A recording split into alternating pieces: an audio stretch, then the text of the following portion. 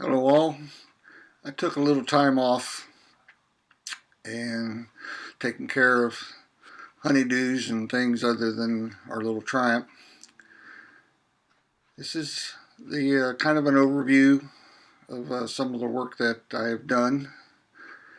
I've got everything cleaned, prepped.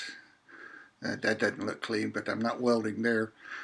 And prepared to put the rocker panels in, the inner and outer rockers. This will give the structure it needs for me to continue on.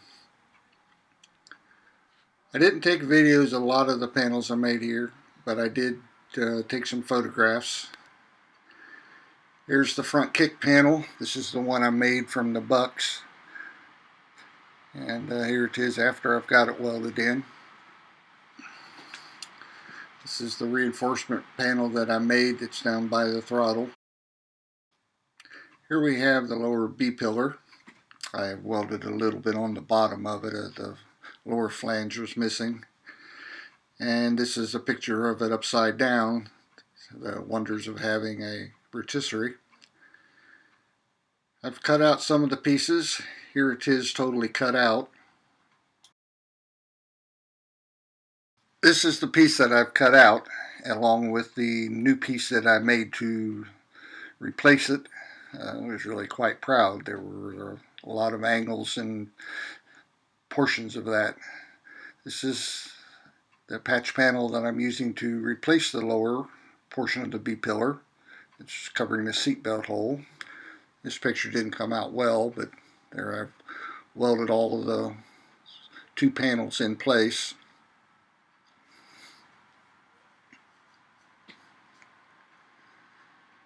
And this was a picture of it also all plug welded in and all the seams welded. This is the left side. This is more or less what the other one looked like.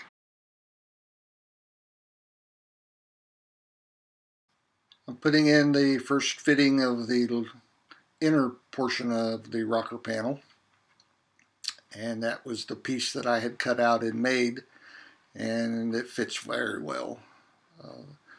That curved portion was actually curved and twisted sort of to where it just wasn't a 90-degree. The fit at the A pillar is very good. I left the witness marks from the old panel in the rust. I did brush on some rust converter while everything is opened up.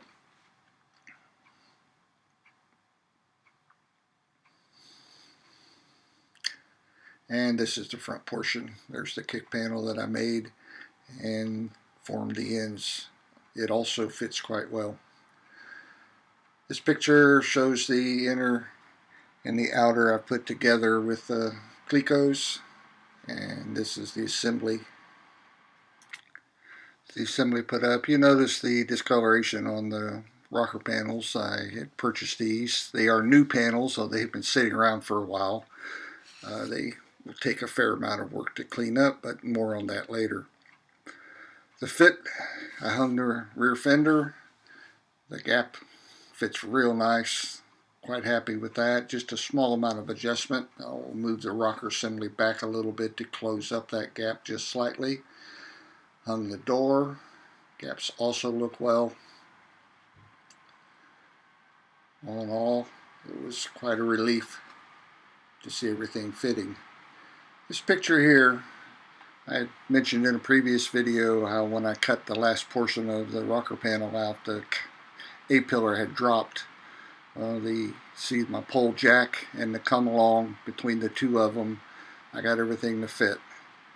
Here's the aforementioned rocker panels. I have wire wheeled and sandblasted, and here they are in a really nice coat of epoxy primer, both inside and out. And as I mentioned in a previous video, my bucks were 3/4 of an inch too wide between the raised portions. So instead of cutting the sheet metal part, I cut the wood part and glued it back together. I've taken and preparing the panels for welding. I'm doing both sides, getting much of this done ahead of time so that the other side will go a little quicker. I've ground the edges that will be welded. That will be both spot welding and plug welding.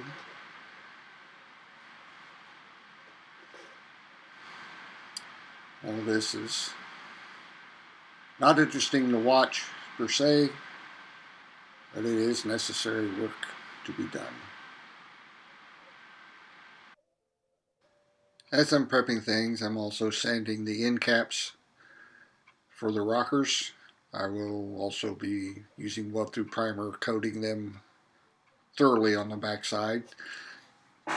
Weld-through primer is a very high zinc product, and it is designed to melt between the welds and officer protection. So while I'm there, I got this cans. I'm going to go ahead and cover the inside of the panels while I'm at it.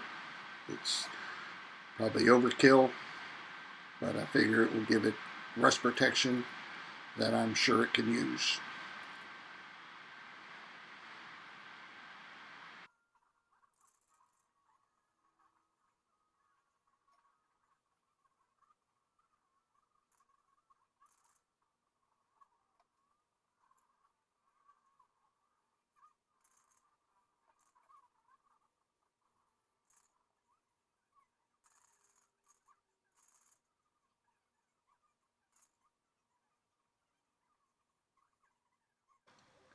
These are the rocker panels that I had blasted and epoxy primed. As I had mentioned, the flanged areas that will be welded, I had ground before I sprayed the epoxy on. That's one thing about a MIG welder, and spot welder for that matter. They do not like epoxy primer. It just doesn't weld. So I covered all the edges. I will be able to use my spot welder for quite a bit of this. So all four sides have to be bare or primed, weld-through primed. And what I'm fighting here is not having fresh materials. This is a very old piece of masking tape. I guess, at least I guess it's old because it's coming off very hard. And it takes a while to come off, but it did its job. And here's a little tip. You may notice in front of me there that I have turned the can of weld-through primer upside down.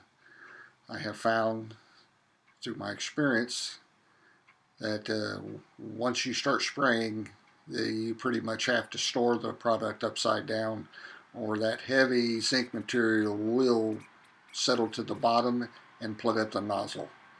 I have thrown away several nearly full cans of primer because of that. Now this is the area the rockers are going to go in. I have everything ground, weld-through primed. I'll make one more pre-fitting before I commit and get that welded in.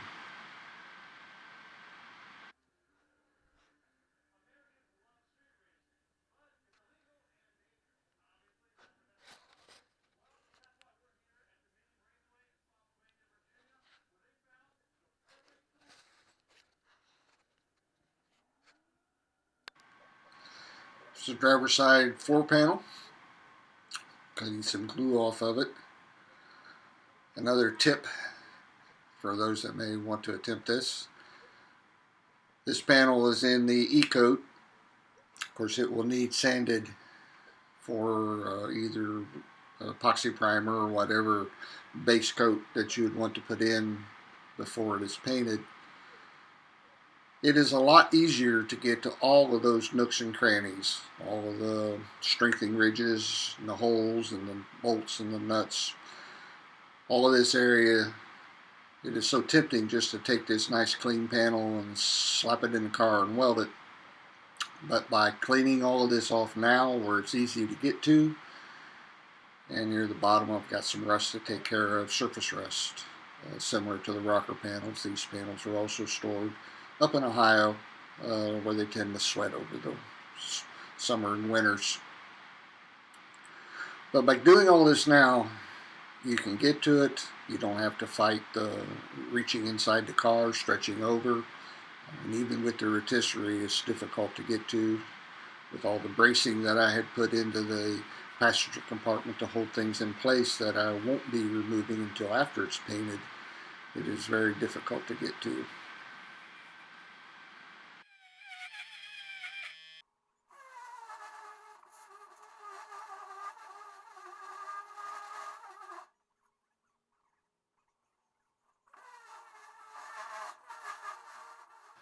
I have a little 3-inch DA, which works out quite nice in these panels. My 6-inch DA just wouldn't reach between the strengthening ridges. Just can't have too many tools. Now we're back to the top side. This one was in pretty good shape. Just had normal Ecoat on it. Just a process of hand sanding with a red Scotch-Brite pad. And get all the nooks and crannies.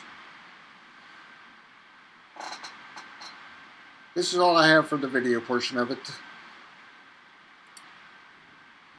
Hope you find it somewhat enjoyable. I enjoyed making it. Next video, we will be making some progress. I'm going to weld in the rocker assembly, fit the door up on it, and get the lower gap the way I want it. And get everything prepped. I'm not going to put the actual floor pan in just yet. While I have access, I'll crawl inside the tub and grind all the areas that will need ground down for finishing.